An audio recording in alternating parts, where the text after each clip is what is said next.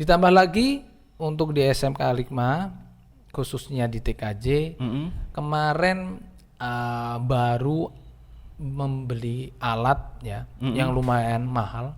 Apa itu, Pak? Seperti printer kaos, Printer kaos. printer kaos, sablon. Sablon. Ya,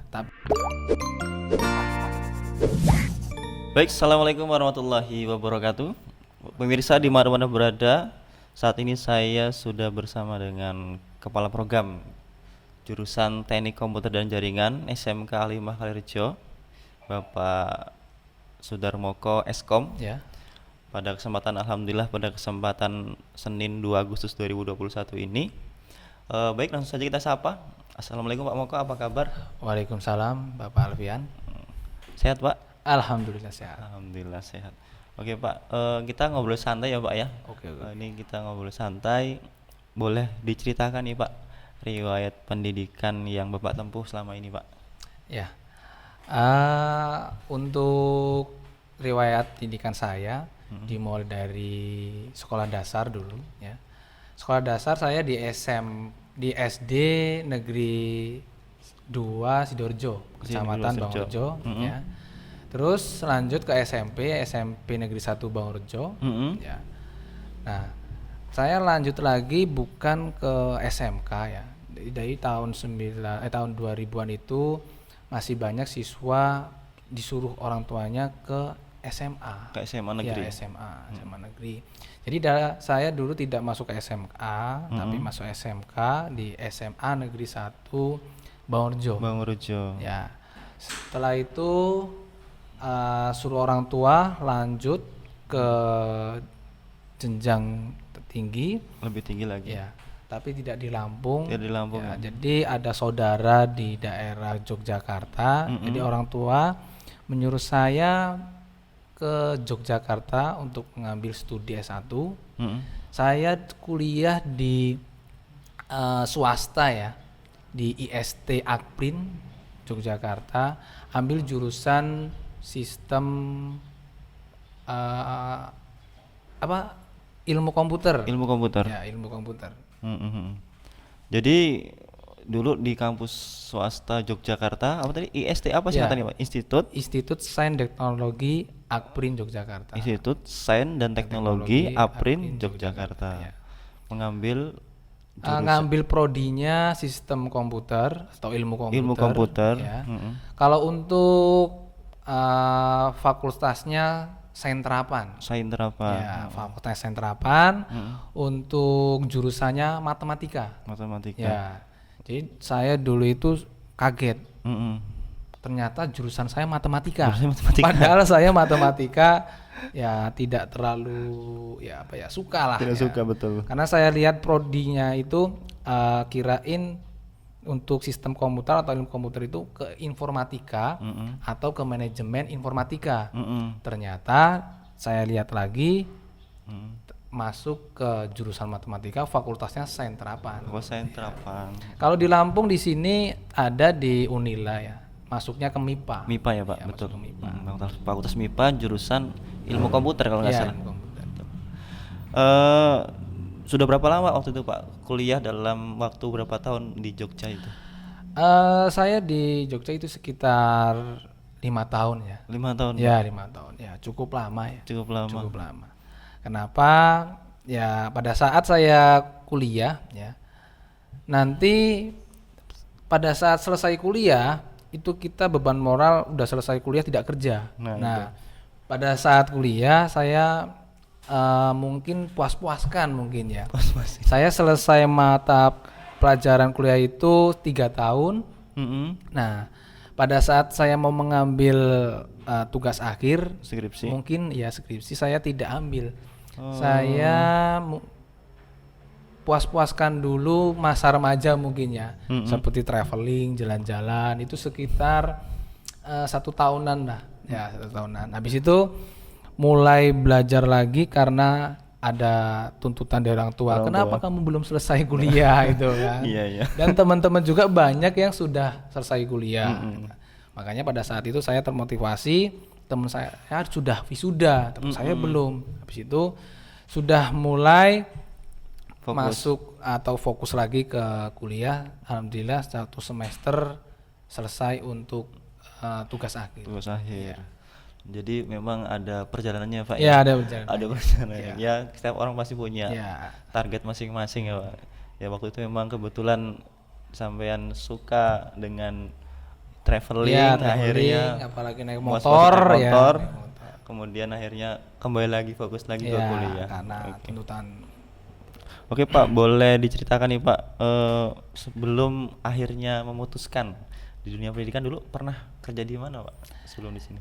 Ya, saya lulus kuliah tahun 2012, ya tahun 2012. Pada saat itu saya belum langsung masuk ke dunia pendidikan. Dulu masuk pendidikan. Belum masuk pendidikan.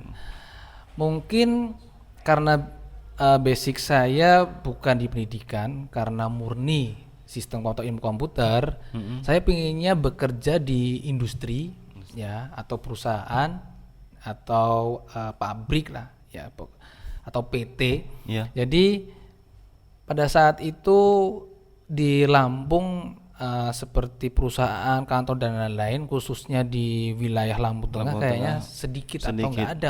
Jadi lowongan pekerjaan itu mungkin hampir nggak ada. Hampir nggak ada. Nah, pada saat saya mau izin untuk bekerja di Jakarta, itu orang tua tidak mengizinkan. Makanya saya tetap di rumah. Nah, ada musibah juga, orang tua kena sakit ya, sakit. Jadi selama 2 tahun saya merawat orang tua dan tidak bekerja, mungkin membantu orang tua dengan cara menjadi driver. Supir lah ya, supir rental. Supir rental. Ya, sekitar 2 tahun. Setelah 2 tahun itu. Itu lintas luar kota? Bisa lintas lokal, interlokal, jadi bisa ke Jakarta atau masih ke wilayah Sumatera. Jadi tergantung dari yang memesan, mau seperti keluarga ada resepsi hajatan itu biasanya mengantarkan manten, ada juga yang mau berjenguk kemana itu seperti itu. Dan memang kondisi saat itu kerjaan itulah yang memang paling pas Ya, dilakukan. sama membantu orang tua. Membantu orang tua di rumah karena melihat tadi orang tua yang sakit ya, Ya, Pak, ya? Betul. Ya, alhamdulillah. Kok bisa nih Pak? Coba diceritakan sejarah masuk di Al-Hikmah dulu, gimana sih Pak sejarahnya? Ya, Dari gini. awal masuk rental jadi supir rental kemudian bisa jadi guru di Al-Hikmah ini. Ya. Bagaimana? Jadi dulu pada saat tahun 2014 itu, 14. itu kakak saya yang dari Bangunrejo itu mau mendaftar ke SMK A5 Kalirejo. Pada saat itu di sini untuk gedungnya baru hanya gedung A sini sama bengkel. Bengkel. Ya.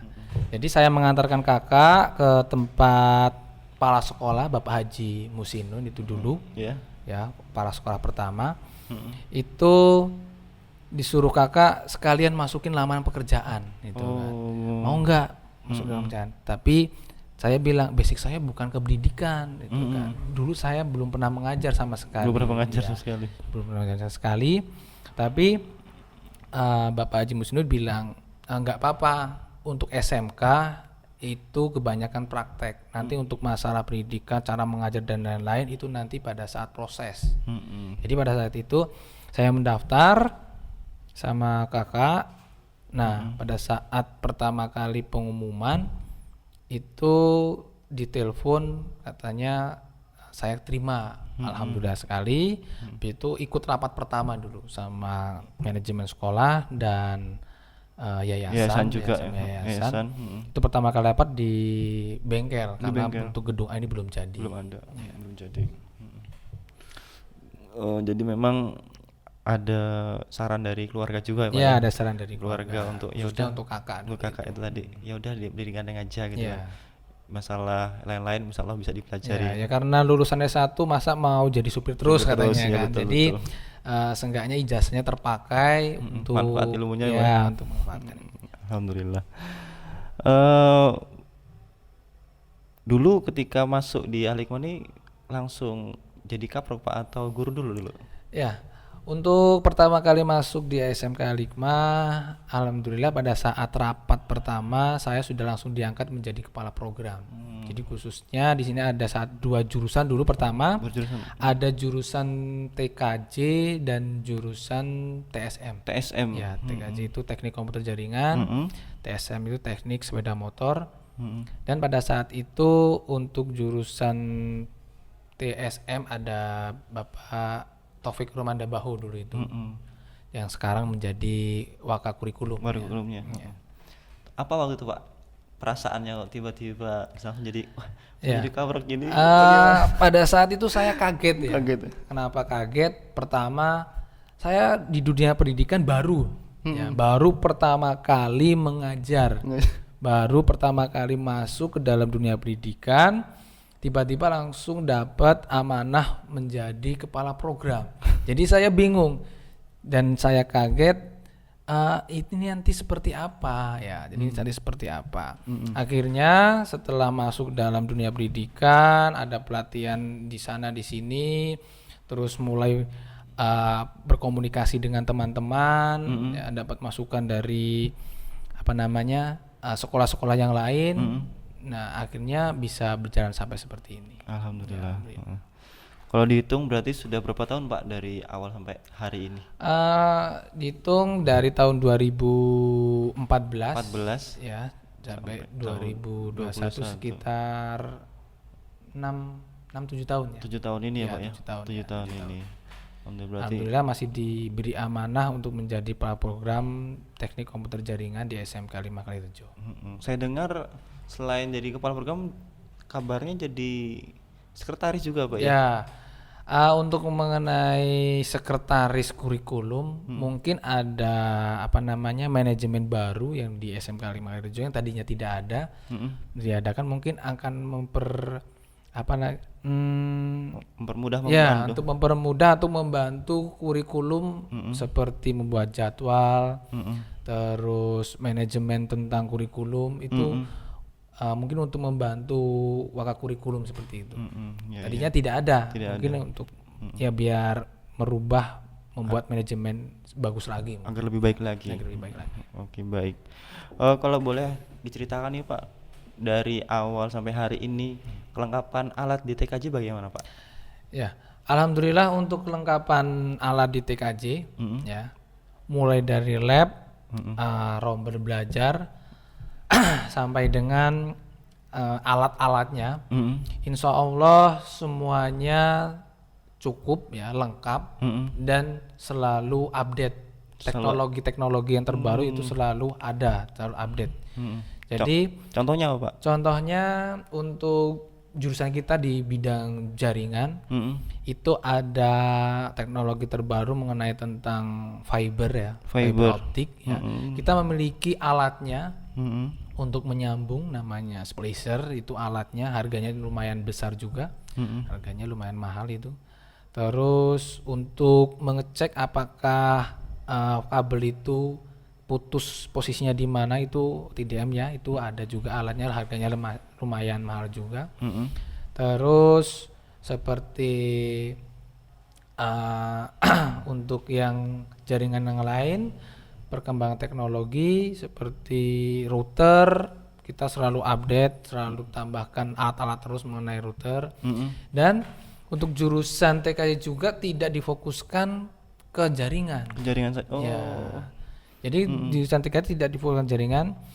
Banyak sekali anak-anak yang di TKJ itu minat ke bidang yang lain. Contohnya apa Pak? Contohnya itu desain. Ya, desain grafis. Jadi anak itu dia suka seni, seni. Dia bisa menggunakan aplikasi seperti Corel, Photoshop, ya. Nah, pada saat nanti mereka lulus, itu memiliki skill atau kemampuan.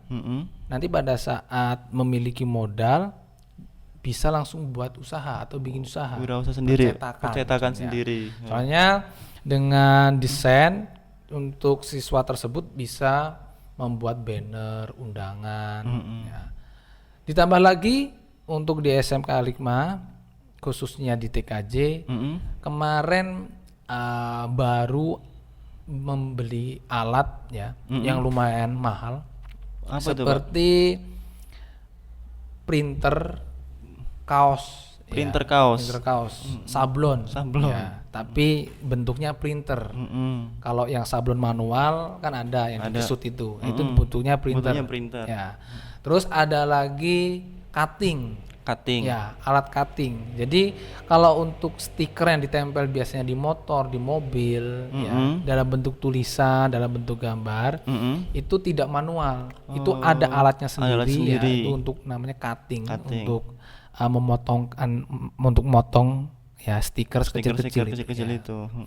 Terus ada juga muk atau sablon muk. Sablon muk. Ya, sablon muk itu tidak hanya muk atau gelas, tapi bisa juga mangkok, bisa Piring. juga piring ya.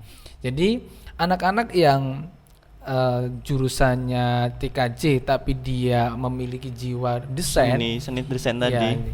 itu bisa langsung terlampiaskan atau tersalurkan.